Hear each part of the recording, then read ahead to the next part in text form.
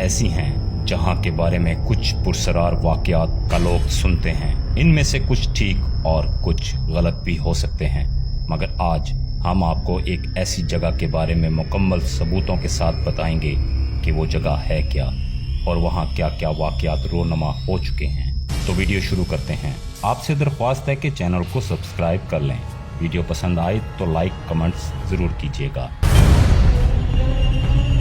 America के एक शहर लॉस एंजलिस में एक ऐसा होटल मौजूद है जिसका नाम सुनकर ही लोग खौफजदा हो जाते हैं। जी हाँ, होटल सीसल। ये होटल ना सिर्फ कत्ल, खुदकशियां और पुरसरार गुमशुदगियों के लिए बदनाम है, बल्कि कई लोग दावा करते हैं कि ये जगह मनहूस और आसेब ज़दा है।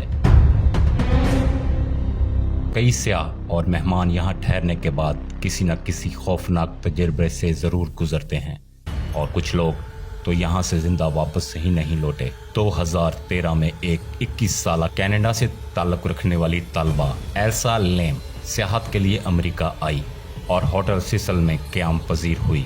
वो अपनी फैमिली से मुसलसल राब्ते में थी, लेकिन 31 जनवरी के बाद अचानक लापता हो गई। कई दिन तक तलाश के बावजूद उसका कोई पता नहीं चला, लेकिन फिर कुछ ऐसा हुआ जिसने सबको हैरान कर दिया। 14 फरवरी 2013 को होटल के मेहमानों ने शिकायत की कि नलके का पानी अजीब रंग और बदबू वाला है। जब अमला छत पर मौजूद पानी की टंकी की तफ्तीश करने गया तो अंदर एल्सिया लेम की बरहन्ना लाश तैरती हुई मिली। सबसे खौफनाक बात यह थी कि पानी की ये टंकी बहुत भारी थी और एक आम इंसान इसे खोल भी नहीं सकता था। एलिसिया के लापता होने से पहले की एक सीसीटीवी वीडियो मिली जो होटल के लिफ्ट के अंदर की थी।